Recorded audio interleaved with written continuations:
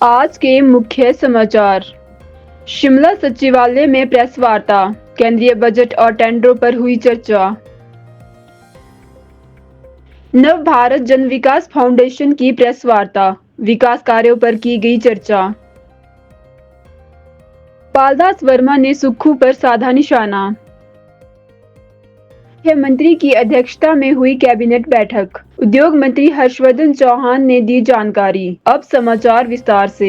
शिमला सचिवालय में आयोजित प्रेस वार्ता में लोक निर्माण मंत्री विक्रमादित्य सिंह ने केंद्रीय बजट और हिमाचल प्रदेश में स्वीकृत व शुरू किए गए टेंडरों की जानकारी साझा की। इस बैठक में शिमला महापौर सुरेंद्र चौहान और उप महापौर उमा कौशल भी उपस्थित रहे। वार्ता के दौरान प्रदेश के विकास कार्यों और बजट पर चर्चा हुई। आज विशेष रूप से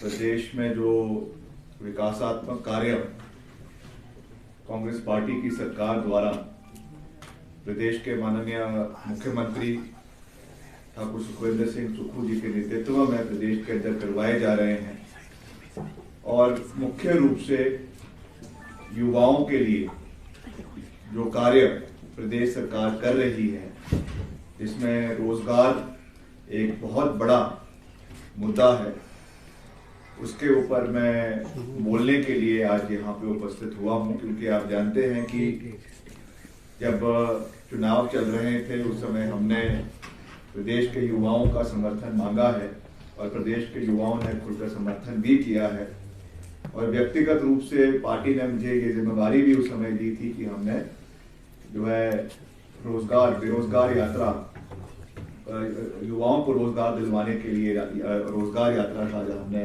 पूरे प्रदेश के अंदर एक दायित्व निभाया था। तो इसलिए प्रदेश में यहाँ जो जिम्मेदारी मुझे सरकार ने विभाग की दी है, विभागों की दी है, उसके बारे में तो मैं बात करूंगा ही, मगर उसके साथ साथ जो इन टोटलिटी कांग्रेस पार्टी की सरकार द्वारा, आदरणीय मुख्यमंत्री जी द्वारा और सब लोगों के द्वारा एक कलेक्टिव एफर्ट है, सब लोगों का जो कार्य किए गए हैं, मैं उसकी कुछ झलकियां यहाँ पे रखना चाहता हूं। क्योंकि लगातार काफी समय से जो विपक्ष के नेता हैं, खास करके जो पूर्व मुख्यमंत्री है आदरणीय श्री जयराम ठाकुर जी, वो तथ्यहीन बातें प्रदेश में लोगों को, युवाओं को भड़काने के लिए समय समय के ऊपर कर रहे हैं। उनको संयम रखने की आवश्यकता है। मुद्दों के ऊपर वो सरकार को घेरे या सरकार का विरोध करें, हमें उसमें कोई आपत्ति नहीं है, मगर तथ्यहीन बातें करें जिसका कोई जवाब नहीं है, जिसकी कोई जवाबदेही नहीं है, जिसके कोई सब्सटैंशिएटेड फिगर्स नहीं है, तो मैं समझता हूं कि वो चीज दुर्भाग्यपूर्ण है। तो मैं इसमें ये कहना चाहूंगा कि इस प्रेस कॉन्फ्रेंस में महत्वपूर्ण जो है, क्योंकि हम, जैसा मैंने कहा, हमारे प्रदेश के युवाओं के भविष्य और प्रदेश के विकास तथा खुशहाली से जुड़ा हुआ है। प्रदेश की कांग्रेस सरकार व्यवस्था परिवर्तन और हिमाचल प्रदेश को आत्मनिर्भर तथा सबसे समृद्ध राज्य बनाने के लिए दृढ़ संकल्पित है और उस रास्ते पर कार्य कर रही है। अपने चुनावी वादों में हमने जहां शिक्षा की गुणवत्ता को बढ़ाने, महिलाओं को सम्मान देने, किसान, बागवानों, पशुपालकों की आय में वृद्धि करने और सरकार के कर्मचारियों को सामाजिक और आर्थिक सुरक्षा प्रदान करने का वादा किया था, वहीं युवाओं को रोजगार और स्वरोजगार, जिसकी मैंने बात करी है, इसको देने का भी हमने संकल्प लिया है और उसको हम लगातार पूरा कर रहे हैं। अभी इसमें जो 2 साल की हमारी कार्यप्रणाली रही है, उसको मैं विद फिगर्स और विद फैक्ट्स और सब्सटैंशिएटेड फिगर्स जो डिपार्टमेंट के हैं वो यहाँ पे रखना चाहूंगा। और मैं ये भी कहूंगा विपक्ष के नेताओं को कि वो इन आंकड़ों को विधानसभा के माध्यम से भी मांग सकते हैं, जहां पे हम इसको देने के लिए सार्वजनिक रूप से आपको देंगे, या आरटीआई के माध्यम से भी आपने मांगने हैं, वहां से भी आप मांग सकते हैं। But every figure that I am quoting today is substantiated और ये आंकड़े जो है हमने हर डिपार्टमेंट से निकाल कर आज मैं आप लोगों के बीच में यहाँ पे रख रहा हूँ। तो इसमें जैसा मैंने आपको कहा कि हालांकि सरकारी क्षेत्र में रोजगार प्रदान करने के लिए एक सीमा होती है और आप जानते हैं हिमाचल प्रदेश वैसे भी, अगर हम पूरे प्रदेश के या पूरे देश के परिप्रेक्ष्य में देखें तो सबसे ज्यादा पॉपुलेशन रेशो के हिसाब से एम्प्लॉयमेंट अगर कहीं पे सरकारी क्षेत्र में है तो वो हिमाचल प्रदेश में है। मगर उसके बावजूद हम ये लगातार प्रयास कर रहे हैं कि हम रोजगार के साधन प्रदेश के अंदर ज्यादा से ज्यादा पैदा कर सके। जैसे मैंने आपको कहा कि चाहे वो विद्युत परियोजनाएं हैं, पर्यटन की योजनाएं हैं, पशुपालन है, प्राकृतिक खेती है, कृषि, बागवानी, मत्स्य पालन है, ग्रामीण अर्थव्यवस्था है, और इन सब चीजों के लिए हम प्रयास कर रहे हैं। हमारी सरकार ने 2 वर्ष के कार्यकाल में, अभी मैं आपको आंकड़ा कह रहा हूं, बाकी मैं इसका पूरा ब्रेकअप आपको दूंगा। हमारी सरकार ने मुख्यमंत्री जी की अध्यक्षता में पिछले 2 साल के कार्यकाल में 42,000 से अधिक युवाओं को रोजगार के अवसर 42,000 युवाओं को रोजगार के अवसर प्रदेश के अंदर उपलब्ध करवाए हैं। और मैं आपको ये भी अभी आंकड़ा दूंगा कि 2 साल के भाजपा के कार्यकाल में कितनी नौकरियां जो है वो सरकार ने उनके पहले 2 साल के कार्यकाल में प्रदेश के अंदर दी है। 42,000 की नौकरियों के अवसर प्रदान किए, जबकि पूर्व भाजपा सरकार में 5 वर्ष के कार्यकाल में मात्र 20,000 नौकरियां जो है वो दी गई। मैं इसका पूरा आपको ब्रेकअप दूंगा। हमने 2 वर्ष में सरकारी क्षेत्र में 12,500 से अधिक पद भरे हैं, और स्टेट कैबिनेट ने जो है 20,000 पदों को, सिर्फ सरकारी क्षेत्र में 20,000 पदों को पिछले 2 साल के कार्यकाल में हमने उनको अप्रूव भी किया है, क्रिएट किया है, और उनको जो है उनका कार्य जो है वो शुरू हो चुका है। जैसा मैंने कहा कि इसका डिपार्टमेंट वाइज ब्रेकअप करना भी बहुत आवश्यक है। एलिमेंट्री एजुकेशन में 3,202 पद जो है वो भरे जा चुके हैं। वर्ष 2025 में लगभग 8,000 पद और भरे जाएंगे। वैसे ही आपके 2,095 टीजीटी, शास्त्री और जेबीटी के पद शामिल हैं। इसके अलावा 245 पर स्पेशल एजुकेटर और 6,297 पद पर एनटीटी शिक्षक जो है वो शामिल है। हायर एजुकेशन की अगर हम बात करें तो इसमें 1,097 पद भरे गए हैं, और 1,337 कर्मचारी जो है वो रेगुलर। शिमला प्रेस क्लब में नव भारत जन विकास फाउंडेशन के राष्ट्रीय अध्यक्ष लखपति लाल, राज्य अध्यक्ष पूरन चंद व प्रदेश उपाध्यक्ष ब्रह्मादास सिंह चौहान ने प्रेस वार्ता को संबोधित किया। इस दौरान संगठन की आगामी योजनाओं पर चर्चा की गई। सबसे पहले मैं आप सभी प्रेस बंधुओं का नव भारत जन विकास फाउंडेशन की ओर से आप सबका हार्दिक स्वागत और अभिनंदन करती हूँ। जैसा कि आप जानते हैं, हमारे इस फाउंडेशन के राष्ट्रीय अध्यक्ष हमारे छोटे भाई लखनपाल जी, लखपति लाल जी, और हमारे प्रदेश के अध्यक्ष पूर्णचंद जी, और हमारे राजस्थान से भाई, और इसी तरह हाँ हमारे बीच में उपस्थित हैं। इस प्रेस वार्ता में हमारे बीच में लखपति लाल जी इस प्रेस वार्ता को का संबोधन करेंगे। मैं लखपति लाल, राष्ट्रीय अध्यक्ष नव भारत जन विकास फाउंडेशन, आप सभी पत्रकार बंधुओं को तहे दिल से धन्यवाद करता हूं, और इस देवनगरी हिमाचल राज्य में मुझे काम करने का अवसर प्राप्त हुआ, मैं तहे दिल से धन्यवाद करता हूं। देश में बढ़ रही बेरोजगारी और महंगाई को देखते हुए हमारी संस्था एक ऐसा कार्य कर रही है, एक योजना का शुभारंभ किया है जिसका नाम है नव भारत जन विकास योजना, जिसके तहत गरीब व मध्यम वर्ग के जो भी परिवार होंगे उनको सस्ते रेट पर खाद्यान्न वितरण करना, स्वास्थ्य चिकित्सा कैंप लगाकर उनकी सेवाएं प्रदान करना, गरीब तबके की जितने भी बहन बेटियां हैं उनकी सामूहिक शादी करवाना, इस तरीके से हमने अनेकों सर्विस प्रदान की हैं, जिसमें हम सबसे पहले आपका हिमाचल राज्य को शुरुआत किया है। शिमला हो गया, मंडी हो गया, सिरमौर हो गया, सोलन हो गया, इन सभी जिलों में हमने काम की शुरुआत कर दी है। और हमारी आशा ये रहेगी कि पूरे प्रदेश के साथ साथ हम देश के कोने कोने में अपनी योजना को पहुंचाएं, जिससे प्रत्येक जिले में हजारों लोगों को रोजगार मिलेगा।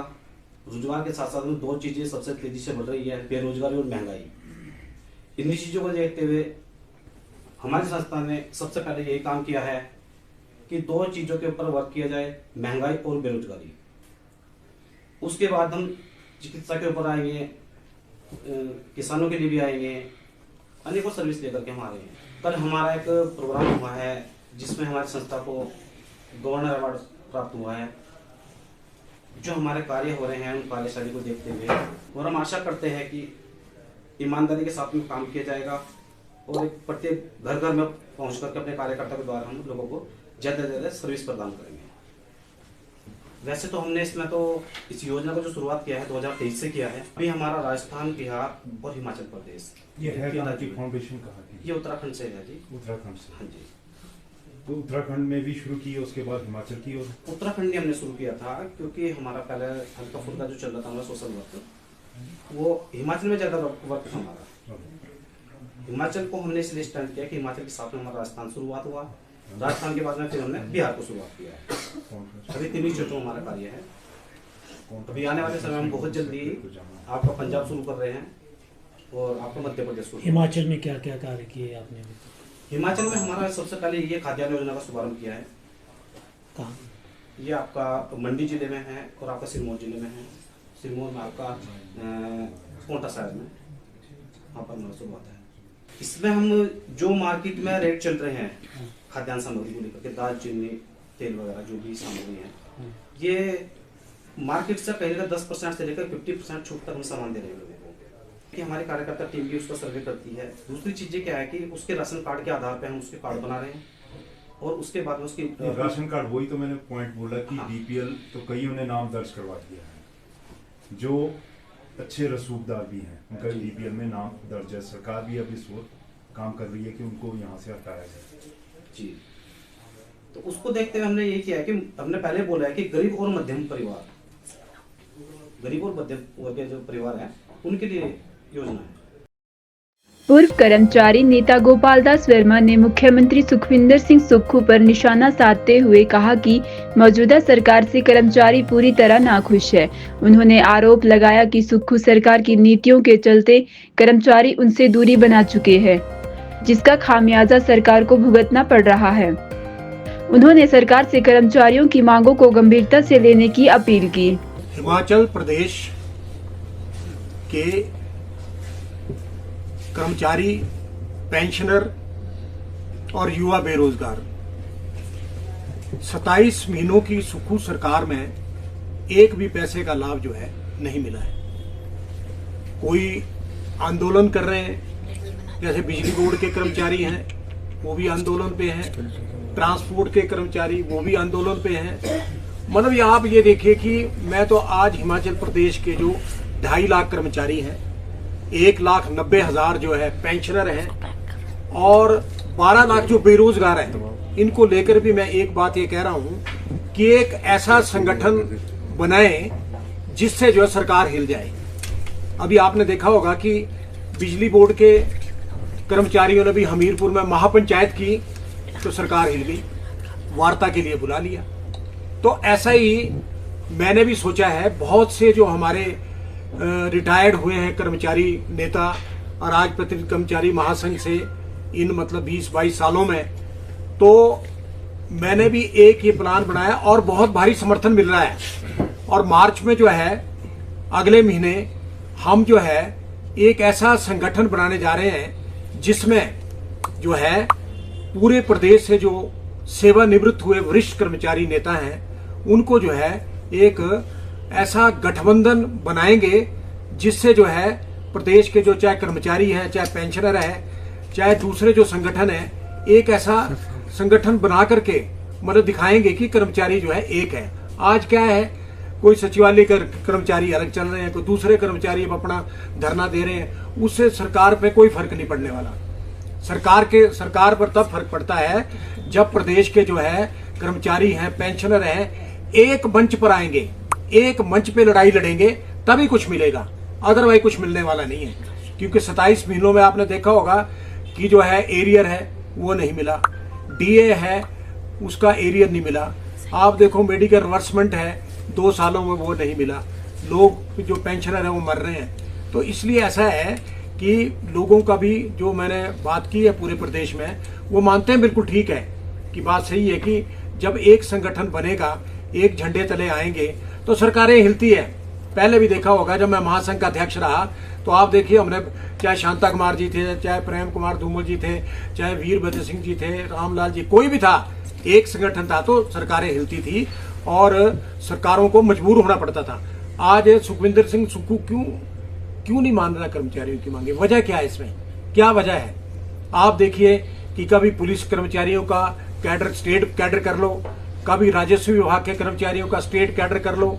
अरे तो स्टेट कैडर जब वो कर्मचारी संगठन मानते नहीं है कि हमने कोई स्टेट कैडर में जाना ही नहीं है, तो जबरदस्ती क्यों करना है? अब आप देखिए प्रदेश के जो पुलिस है, पुलिस विभाग के जो कर्मचारी हैं, आप ये देखो कि मतलब उनके 500 रुपए काट दिए। अरे सबके पास अपनी गाड़ियां हैं, सबके पास अपने मोटरसाइकिल है, क्या सबके? तो ये मतलब ऊपर से ऐसे आदेश थोपे जा रहे हैं जिससे जो आज प्रदेश का जो 99% कर्मचारी सरकार से नाराज है। और मैं तो कई बार बोला, सुखविंदर सुक्खू को पता ही नहीं चल रहा, उसको पता ही नहीं चल रहा कुछ नहीं। और मैं तो आज यह कहना चाह रहा हूं कि जिस भी मुख्यमंत्री ने कर्मचारियों से पंगा लिया उसको धरती पे बैठा दिया। आज ये स्थिति ये है कि मतलब जो है सुखविंदर सिंह सुक्खू की सरकार के साथ कोई कर्मचारी नहीं है, कोई पेंशनर नहीं है, कोई युवा बेरोजगार नहीं है। और तो इसलिए मैंने तो सभी जो नेता हैं सभी से ये अपील की है कि एक मंच पर आ जाएं, और जब एक मंच पर आएंगे तो सुक्खू की सरकार हिलेगी, इसमें दो राय कोई नहीं है। तो आज हालात इस कदर खराब है कि मतलब जो है अफसरशाही जो है, सचिवालय में जो अफसरशाही बैठी है वो अपने कानून लागू कर रही है, वो मतलब जो है सरकार को मरवाने का भी षड्यंत्र कर रही है, इसमें कोई दो राय नहीं है। तो मेरा तो मतलब यही आज प्रदेश के जो कर्मचारियों से है कि मार्च में संगठन बने और सचिवालय के बाहर बैठ जाओ और तभी उठो जब सरकार कर्मचारियों की मांगे मान ले। और आप देखिए कि भी सरकार कहती है कि कर्मचारियों को जो है पैसा देने के लिए नहीं है। अरे बाकी भी तो सरकार चल रही है, बाकी भी तो काम हो रहे हैं, तो क्या कर्मचारियों के लिए पैसा नहीं है? पेंशनों के लिए पैसा नहीं है? युवा बेरोजगारों के लिए पैसा नहीं है? तो इसलिए ऐसा है कि इसके बारे में सोचिए। और जो रजनी पाटिल बनी है आज हिमाचल की जो प्रभारी है, वो तेज राजनेत्री है। वैसे भी मैं कई बार पहले भी उनसे मिला वीरभद्र सिंह के समय में, और वो इस बारे में सोचेगी कि हिमाचल प्रदेश की जो कांग्रेस पार्टी की यहाँ सरकार है वो क्या कर रही है, क्यों नहीं काम कर रही, क्या वजह है इसकी। आप देखिए कि आज सरकार की जो हालत है वो जीरो है, और दूसरी तरफ आप देखिए जो कांग्रेस पार्टी का संगठन है वो भी जीरो के कगार पे है। जिस पार्टी का संगठन ही नहीं होगा वो सरकार कैसे चलेगी? तो इसलिए ऐसा है कि प्रतिभा सिंह जो है उसने अच्छा काम किया, इसमें दो राय कोई नहीं है। चुनाव में भी अच्छा काम किया, महिलाएं जो है प्रतिभा सिंह के साथ जुड़ी, और आज प्रतिभा सिंह को भी हालत ऐसी है कि चलने नहीं दिया जा रहा। और कांग्रेस पार्टी के जो कुछ नेता है कि भी इसको भी हटा दो। अरे भाई उससे तो हमने कोई लेना देना नहीं है, पर मैं तो ये कह रहा हूँ कि प्रदेश हित में बात होनी चाहिए कि मतलब जो है काम ठीक हो। हमारे को ना कांग्रेस से कुछ लेना ना बीजेपी से लेना, हमारे को तो सिर्फ जो हमारे जो अखराजात हैं कर्मचारियों के, पेंशनों के, युवा बेरोजगारों के, वो दो। और दूसरी बात ये है कि मतलब आज हालात इतने खराब हो रहे हैं कि आप देखिए, चाहे मुख्यमंत्री हैं, चाहे डिप्टी चीफ मिनिस्टर हैं, चाहे मंत्री हैं, चाहे एमएलए हैं, वो अपना रिवर्समेंट तो ले रहे हैं, उनको तो मिल रहा है। जो गरीब आदमी है, पेंशनर हैं, वो मर रहे हैं। 27 महीनों की सरकार में मतलब 8-9 हजार पेंशन मर गए हैं। तो मुझे इस बात का दुख होता है, इसलिए मैं प्रेस के सामने बार बार आता हूं कि सरकार जाग जाए, और अगर जागेगी नहीं तो ये नालियों में मिलेगी। इतनी हालत आज खराब है।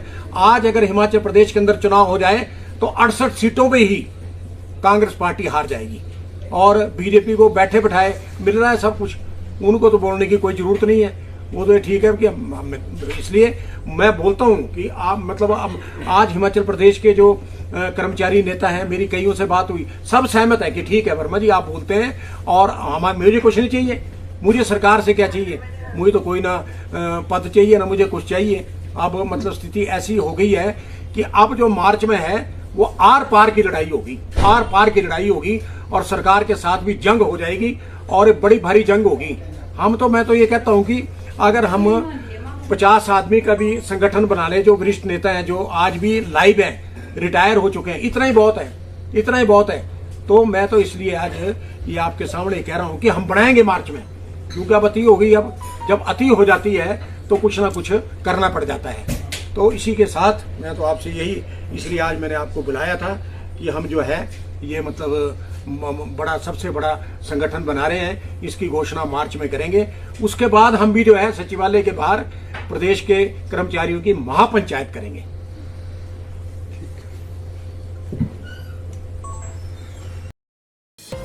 शिमला सचिवालय में मुख्यमंत्री सुखविंदर सिंह सुक्खू की अध्यक्षता में हुई कैबिनेट बैठक में कई अहम फैसले लिए गए।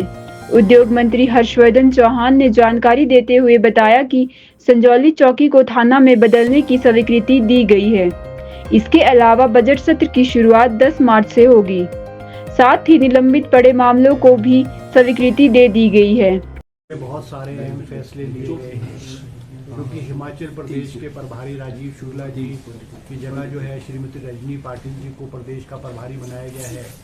कैबिनेट ने आज ऑन रिकॉर्ड जो है राजीव शुक्ला जी की जो सेवाएं हैं और उनका योगदान है हिमाचल प्रदेश में कांग्रेस पार्टी को लाने के लिए, उसका कैबिनेट ने जो है धन्यवाद किया है और रजनी पाटिल जी का स्वागत किया है और उम्मीद जताई है कि उनके नेतृत्व में जो है कांग्रेस पार्टी हिमाचल प्रदेश में और बेहतरीन तरीके से और शक्तिशाली और मजबूत होगी और उनके नेतृत्व में जो है कांग्रेस की सरकार जो है अच्छा कार्य और जो है आगे बढ़ेगी। इसके अलावा कैबिनेट में आज बहुत सारे निर्णय हुए हैं, जिसमें जो सबसे अहम फैसला हुआ है वो हमारे JOIT का जो मुद्दा है वो बहुत लंबे अरसे से लटका हुआ था, जिसमें हमारे 7 पोस्ट कोड जो है, जिसमें post code stenotypist post code 928 जिसकी 66 पोस्टें थी, clerk HP secretariat post code 962 जिसकी 82 पोस्टें थी, junior engineer civil forest department post code 970 जिसकी 11 पोस्टें थी, lineman Himachal Pradesh electricity board post code 971 जिसकी 186 पोस्टें थी, ड्राइंग मास्टर शिक्षा विभाग में पोस्ट कोड 980 जिसकी 314 पोस्टें थी और मार्केट सुपरवाइज़र पोस्ट कोड 77 जिसकी 11 पोस्टें थी और फायरमैन पोस्ट कोड 916 जिसकी 43 पोस्ट थी। ये कुल मिलाकर के जो हमें सबऑर्डिनेट सर्विस बोर्ड में इन्वेस्टिगेशन के दायरे में जो पोस्टें आ रही थी और बहुत लंबे अरसे से रुकी हुई थी, हमारी जो कैबिनेट सब कमेटी है उसने इन सब को क्लियर करके कैबिनेट को स्वीकृति के लिए भेजा गया है। इनमें से कुछ जो कोड्स हैं उसमें 1 या 2 सीट को जहाँ पे स्ट्रॉन्ग एविडेंस जो है या डॉक्यूमेंट्री एविडेंस जो अनियमितताएं पाई गई थी, जो कर्मचारी थे उनके साथ मिली भगत की वजह से कुछ 1-2 पोस्टें कुछ 1-2 कोड में रोक करके बाकी सब पोस्टों का जो है वो रिज़ल्ट जो है वो कैबिनेट ने घोषित करने की आज जो है स्वीकृति प्रदान की है। क्योंकि ये बहुत लंबे अरसे से हमारे हिमाचल प्रदेश के ये 7 कैटेगरी के जो लोग थे वो दर की ठोकर खा करके जगह जगह जा कर के सरकार से गुहार कर रहे थे, मुख्यमंत्री जी से भी इन्होंने बहुत मांग की। तो कैबिनेट ने आज इनके, क्योंकि इनके रिजल्ट्स रिटर्न भी हो गए थे, वर्बल भी हो गए थे, तो कैबिनेट ने आज इसकी स्वीकृति प्रदान जो है 7 पोस्ट को जो मैंने जिसका जिक्र किया उसको कैबिनेट ने सेंक्शन किया गया। इसके अलावा कैबिनेट ने जो है एक सहायक असिस्टेंट सुपर अधीक्षक जो है कारागार जेल एंड प्रिजन डिपार्टमेंट में जो है एक पोस्ट जो है वो भरने की स्वीकृति प्रदान की है। इसके अलावा पुलिस चौकी संजौली जो कि हमारे शिमला में है और बहुत बड़ा एरिया है, यहाँ पे पुलिस चौकी थी और यहाँ लोगों की मांग थी कि यहाँ इसको चौकी को अपग्रेड करके थाना बना दिया जाए। आज कैबिनेट में जो है संजौली के पुलिस चौकी को थाना बनाने की जो है स्वीकृति प्रदान की है और इसके लिए जो है वो 14 पोस्टें जो है अलग अलग कैटेगरी की वो कैबिनेट ने जो है आज इसको स्वीकृत की है। कैबिनेट ने इसी के साथ फॉरेंसिक डिपार्टमेंट में एक पोस्ट जो है फॉरेंसिक असिस्टेंट की जो है वो डायरेक्ट रिक्रूटमेंट के थ्रू स्वीकृति प्रदान की है। इसके अलावा कांगड़ा में आईपीएच जल शक्ति डिवीज़न कांगड़ा में खोलने की जो है कैबिनेट ने स्वीकृति प्रदान की है, क्योंकि ये मुख्यमंत्री जी ने जब उस क्षेत्र के दौरे पे थे, मुख्यमंत्री जी की घोषणा थी आईपीएच का सब डिवीज़न कांगड़ा में। और दूसरा आईपीएच का सब डिवीज़न जो है नैना देवी जिला बिलासपुर के जगत खाना में जो है दूसरा आईपीएच का जल शक्ति का डिवीज़न खोलने की भी आज कैबिनेट ने स्वीकृति प्रदान की है। और भी बहुत पोस्टें जो है योजना विभाग में प्लानिंग डिपार्टमेंट में 2 पोस्टें जो है एआरओ असिस्टेंट रिसर्च ऑफिसर की वो है कैबिनेट ने स्वीकृत की है। इसके अलावा जो है संयुक्त निदेशक के पदोन्नति नियम में भी जो है संशोधन करने की कैबिनेट ने प्रदान की है। ट्रेजरी डिपार्टमेंट में ट्रेजरी ऑफिसर के 3 पद जो है सीधी भर्ती से जो कि पब्लिक सर्विस कमीशन के थ्रू रिक्रूट होंगे उनकी भी कैबिनेट ने आज स्वीकृति प्रदान की है। क्योंकि हमारे जो एमबीबीएस के जो स्टूडेंट्स थे जो फर्दर स्टडीज़ के लिए मान लो एमएस करते हैं या एमडी करते हैं तो उनको भी जो है वो 40% ऑफ देयर सैलरी जो है वो प्रदान की जाती है। क्योंकि जो ये डॉक्टर्स थे एमबीबीएस डॉक्टर जो हायर स्टडीज़ करते थे वो हायर स्टडीज़ करने के साथ साथ हॉस्पिटल्स में अपनी सेवाएं भी प्रदान करते थे। तो इनकी मांग थी कि उनको while pursuing their studies higher studies करते हुए इनको पूरी सैलरी जो है दी जाए। आज कैबिनेट ने जो है जितने भी एमबीबीएस के स्टूडेंट्स हैं जो हायर स्टडीज़ कर रहे हैं उनको फुल सैलरी जो है वो while pursuing their higher studies उनको पूरी सैलरी जो है वो दी जाएगी। इसके अलावा क्योंकि अब 31 मार्च को हमारे जो टूल्स हैं बैरियर्स के हमारे जो स्टेट के टूल्स हैं उसकी प्रेजेंटेशन भी जो है एक्साइज एंड टैक्सेशन डिपार्टमेंट ने कैबिनेट में दी है और उन्होंने जो टूल्स का जो टारगेट है वो 165 करोड़ 75 लाख रुपया जो है वो रखा है। दूसरा जो है हिमाचल प्रदेश में डिपार्टमेंट ऑफ न्यूक्लियर मेडिसिन हमारे नेर चौक में जो है वो स्वीकृति प्रदान की गई है और अलग अलग कैटेगरीज़ की जो है 12 पोस्टें जो है वो कैबिनेट ने जो है सैंक्शन की है। इसके अलावा हमारे क्योंकि आर्टिफिशियल इंटेलिजेंस और जो हमारे जो एजुकेशनल इंस्टीट्यूशंस हैं इसमें हम जो है लेटेस्ट टेक्नोलॉजी और लेटेस्ट जो सब्जेक्ट्स हैं उनको